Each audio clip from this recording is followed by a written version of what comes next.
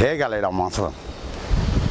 sida hiir arooryad himse waa subax ma aan ciil hiifiya lahayn cadhowha gardaamo badan iyo danab hirig yidhaahdiyo hugfiya dabayl wadan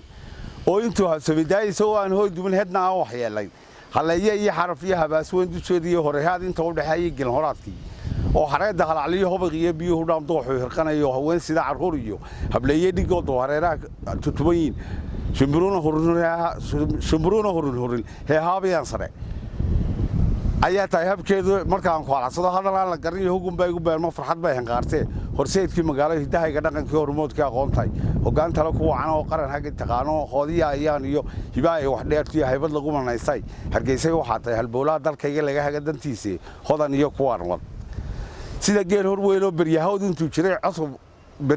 jiray cusub wada haleelaha hareer iyo maariyo ka hirqaday dareeno hil iyo gahaydh cunay oo haraca keyntii hoosiiska maantii halal dheer ku jirsada badna hiigsiira tegey oo horaanshihiisiyo haraagii duqaydii horadkii ku hadlalay baarqabdhiidu hoorta hiiqas iyo micid oo hogaamsa doobto hakinaya tigi kii taga oo haruusid kureeya doobahoo yidhaahdaan ayaa tahay habkeeda markaan ku halacsado hadalaan la garanayo hugun baa igu beermo farxad bay hanqaartee horseedkii magaalada hidahayga dhaqankii hormoodkii aqoontahay hoggaan tale ku wacan oo qaran hagi taqaano qoodiya ayaan iyo hiba ay wax dheertii haybad lagu manaysay hargeysay waxaa tahay halbowlaha dalkayga laga haga dantiisii hodan iyo kuwaan wad sida hogol daruur iyo cilkoo heega simanto oo horimaadintuu xidhay onkod iyo hilaac badan oo habeen saq dhexe galay hegabiyo marsiya hilan hulqaboobe iyo miray hududsa iyo laaleys oo haylihii guban iyo huguftii barig iyo shiikh hareerihiisiyo ku habsada haliyo wagar halaxatiri xadeedii dooxyadu hirqanayaan saxasaxa wadu tahay hoosta doogusmaya kaymaha hareeraha hawadiyo dabayluhu hadba hooban milalay iyo coru hadba dhan ruuxayaan ayaa tahay habkeeda markaan ku halacsado hadalaan la garanayo hugun bay beermo farxad bay hanqaartee horseedkii magaalada hidahayga dhaqankiiyo hormoodkii aqoontahay hoggaan tale ku wacan oo qaran hagi taqaano qoodiya ayaan iyo hibaay wax dheertii haybad lagu manaysay hargeysay waxaa tahay halbowlaha dalkayga laga haga dantiisa hodan iyo kuwaan wad maansadaa waxaan ku xidhayaa maansa la yidhaha cubadhoor oo yaroo gaaban jacayla maaha siyaasadna maaha yacni waa wax bulshada dhexdeeda una